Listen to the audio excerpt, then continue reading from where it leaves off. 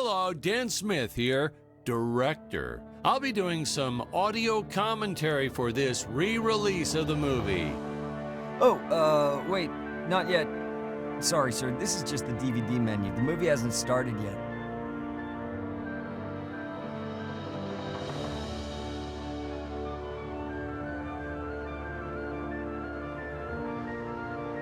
Well, I see you dug up the original movie poster.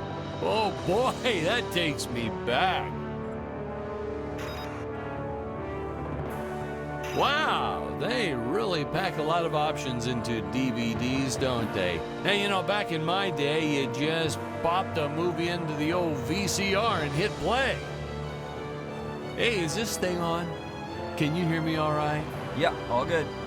All right, we're gonna start the commentary track now.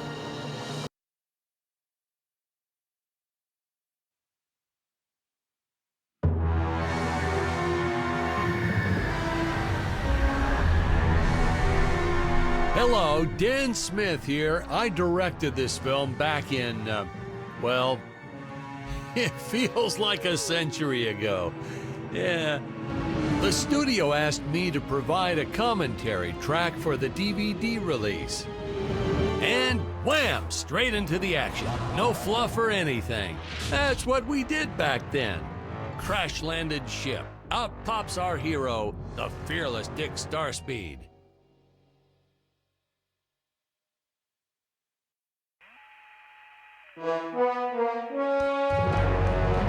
The ship's velocity reactor is damaged.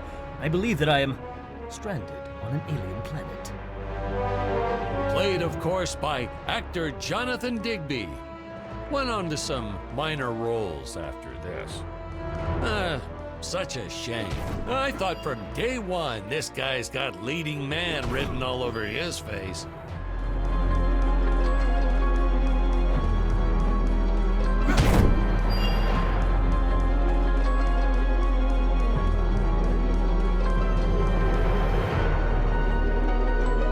Greetings, citizens of Gravoria. I am Dick Starspeed, and I come in peace. Probably shouldn't have had Dick draw his weapon when he was talking about peas. Well, maybe one day we'll go back and CG it into a sandwich or something instead. Ha! Just kidding. And this is what people pay to see. A no-name middle-aged B-list actor duking it out with stuntmen in costumes. Such stunning choreography. Now, the extras in those robot suits really knew how to take a punch. Oh, literally. I told Jonathan not to hold back. Give it all to him. Kick him in the nuts and bolts. And I know what you're thinking, but don't worry. We handled it responsibly. We made them all sign waivers not to sue for injuries.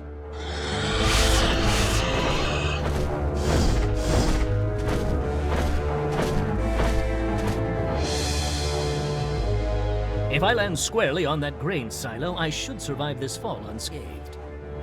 Well, I shouldn't say this now, but you could actually see the strings if you squinted hard enough.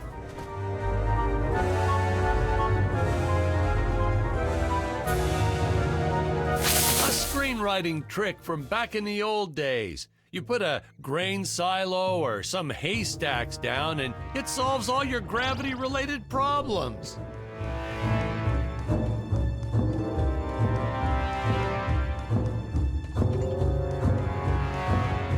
It appears some of my equipment was lost when my ship was shot down. But what luck! This high-tech scanner reports that my ray gun is nearby.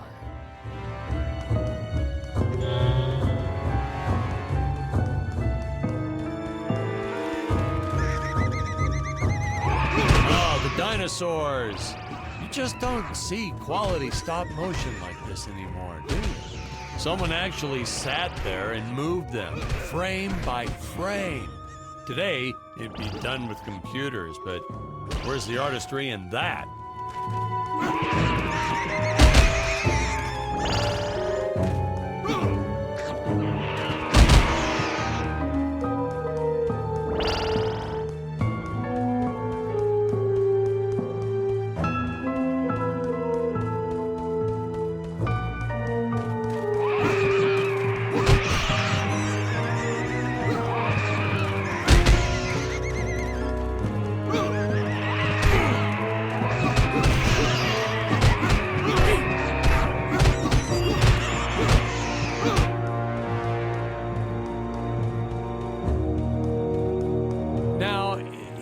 trees here look a little plastic?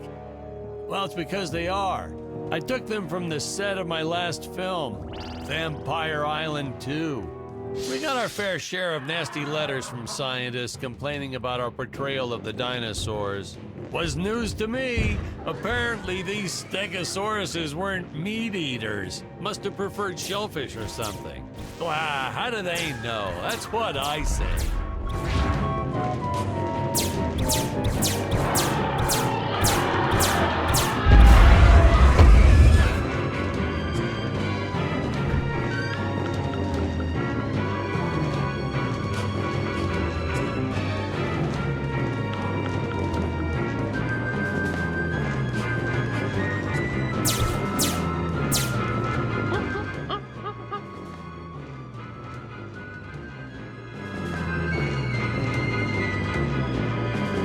As usual, the local population is defenseless. That's where our hero steps in and saves the day.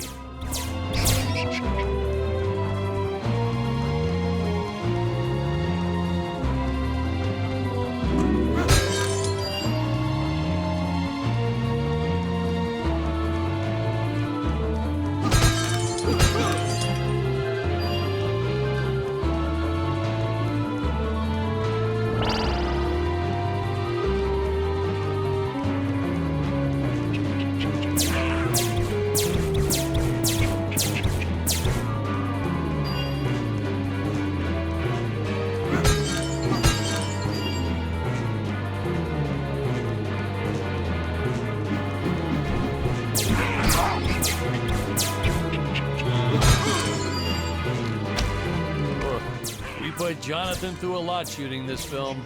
He wasn't the best actor, especially when reacting to getting hit. He's what you call a flincher. So I told the stuntman to really just go to town on him. It's the only way to get an honest performance sometimes. Our props master tried to make the weapons soft, but there's only so much you can do. Lucky for us, Dick's entire body was covered in that spacesuit. That thing was a lifesaver when it came to hiding bruises. How curious. They dissolved into what appears to be gold. You'll notice the gold disappears when Dick touches it. We had a deleted scene that explained he's actually teleporting it back to his ship. It's funny, no one ever questioned how Dick was able to walk around with an infinite amount of gold on him.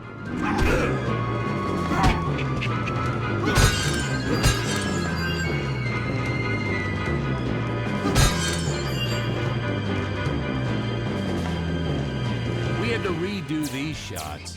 Our first attempt was kind of a disaster. We tried using real apes, thought it'd cut down on the costume budget a bit. But have you ever tried working with apes? They are the worst actors ever. They don't sit still for a moment, and the second you take your eyes off of them, they're flinging their feces all over the place. Jonathan refused to work with them after he got, well, let's just say that he had to take more than a couple of showers one day. You know, you never forget the smell of monkey poo. We steam cleaned the studio top to bottom. Still never got rid of it entirely. All through the rest of the shot, we kept finding those little surprises hiding inside various props. Boy, were those the days.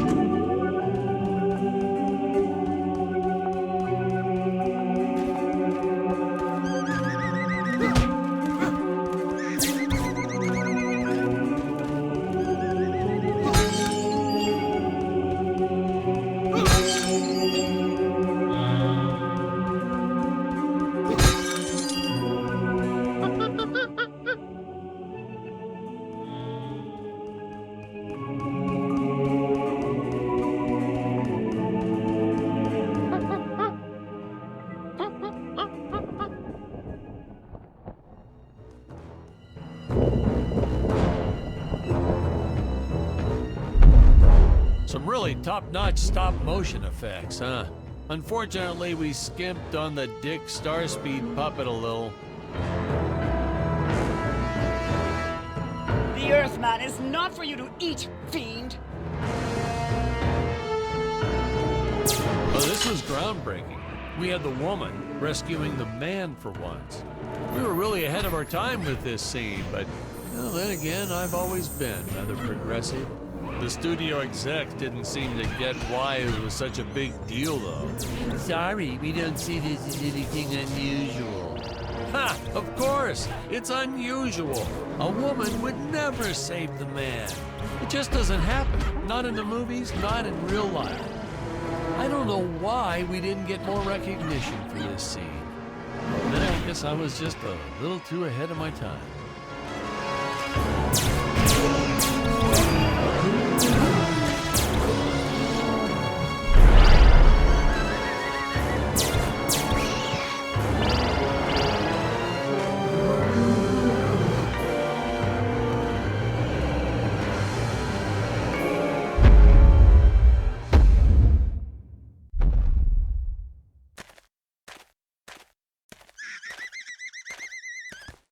Thank you for saving me, strange woman. What is your name? I am the magnificent Scarlet Nova.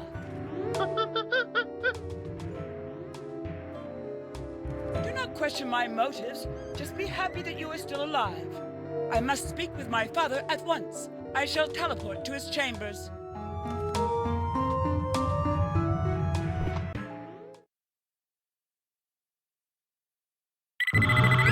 Huh?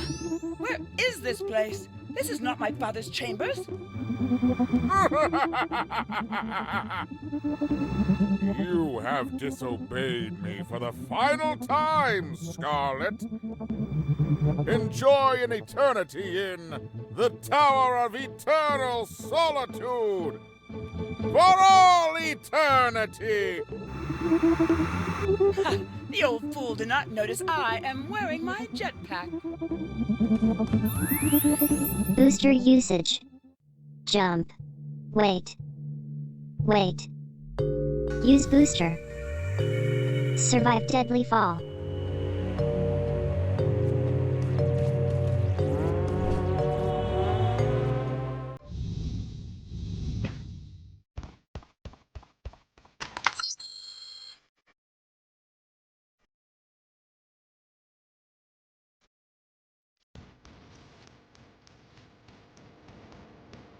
Scarlett didn't quite realize she needed to shoot those energy orbs down below. Keep in mind, Stacy was doing this on a soundstage, okay?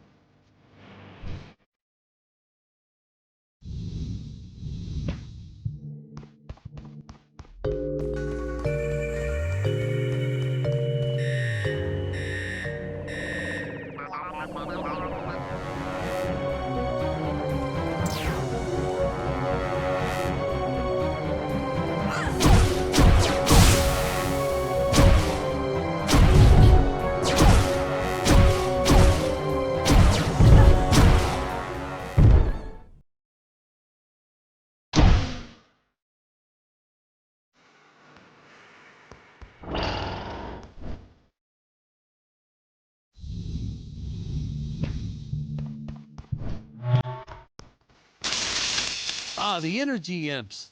Such a neat effect. We had to paint each movement frame by frame and superimpose it into live footage. We were pulling all-nighters for weeks. Well, when I said we, I meant the artists. I'm pretty much useless if I don't get a solid 10 hours a night. But they were at it forever. They had to redo it all because I accidentally told them red instead of blue the first time. Artists. Curses! My father revoked my access to the teleport terminals.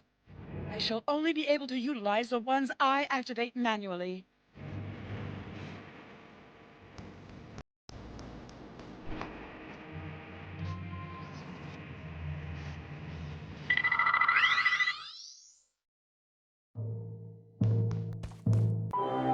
Ah, I knew you would return. Puny Earthman, you shall help me overthrow the Emperor. Why would you turn against your own father? How do I know I can trust you? Oh, this scene. This is practically Shakespeare in outer space. Just as the entire planet does. And, huh? Patrick, what's wrong with the video? Sorry, sir. Technical problems. Darn it, we're missing some really good writing here. There. Sorry about that. Well, we just passed right by her big scene. Basically, they agree to work together, but one must stay behind in the sleep chamber at all times. Should I rewind? Never mind. I'll continue from here.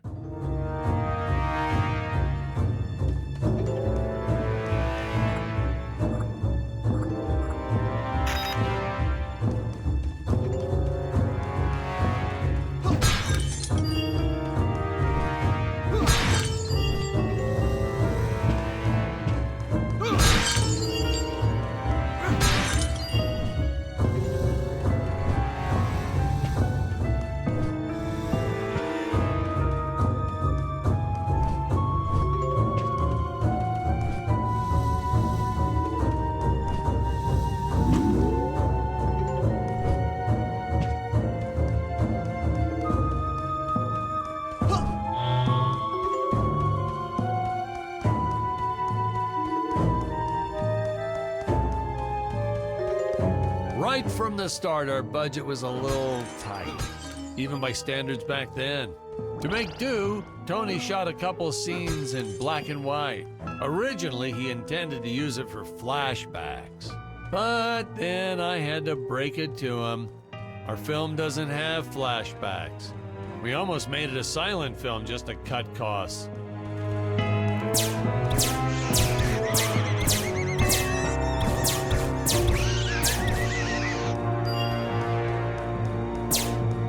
I felt it was an absolute necessity we have a T-Rex in this film, but we got this Serato thing instead.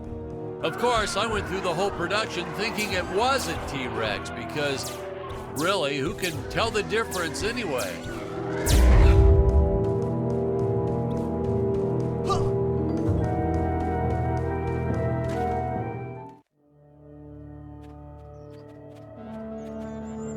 It would appear that now is the time for us to climb the deadly Tower of Monsters.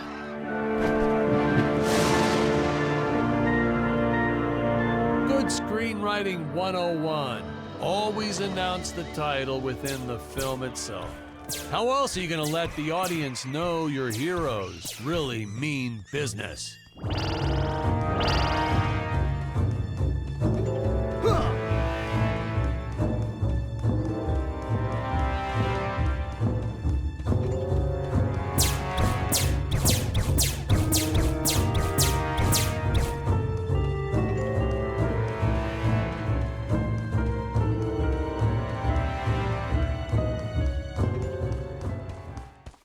Now, that weapon, it's just an electric shaver, but, you know, I bet you'd never guess it was, would you?